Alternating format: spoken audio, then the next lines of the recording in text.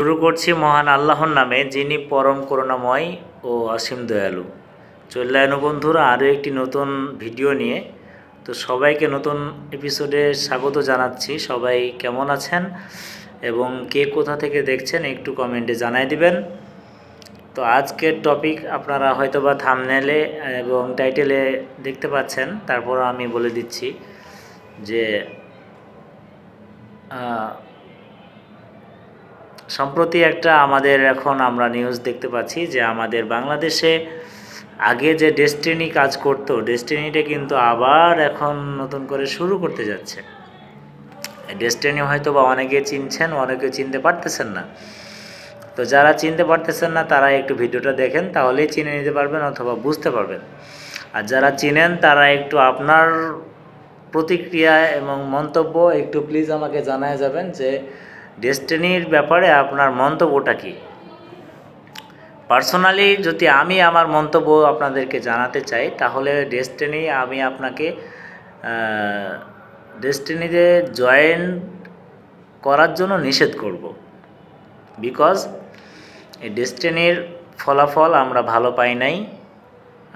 যদিও এরা মাজলুম, এরা জুলুমের শিকার, কিন্তু তারপরও আমি বলবো ডেস্টিনির সাথে আপনারা সংযুক্ত হবেন না। কারণ ডেস্টিনি মাজলুম হয়েছে ঠিক, কিন্তু তাদের পক্ষ থেকে আমাদের যে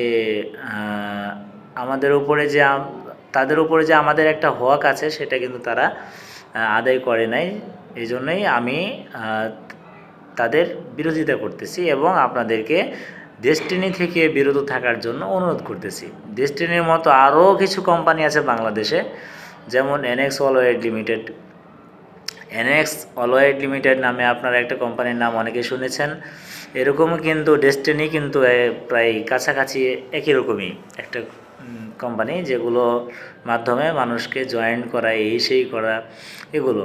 কিন্তু বিষয় হচ্ছে যে এগুলো মানে আমার পার্সোনালি আমার কাছে ভালো লাগে নাই, এজন্য আপনাদেরকে বিরত থাকার জন্য বলতেছি। বাকিটা আপনার পার্সোনাল ব্যাপার। বাকি আমার এই কথাটা যদি আপনি শুনেন তাহলে আপনার অনেক বেশি ভালো হবে। বিকজ ডেস্টিনি এবং এনএক্স অলওয়েড লিমিটেডের সাথে থেকে অথবা বুঝে আমি যতটুকু দেখেছি, তারা ভালো কিছু একটা দেশকে দিবে এরকমটা আমি দেখতে পাই নাই।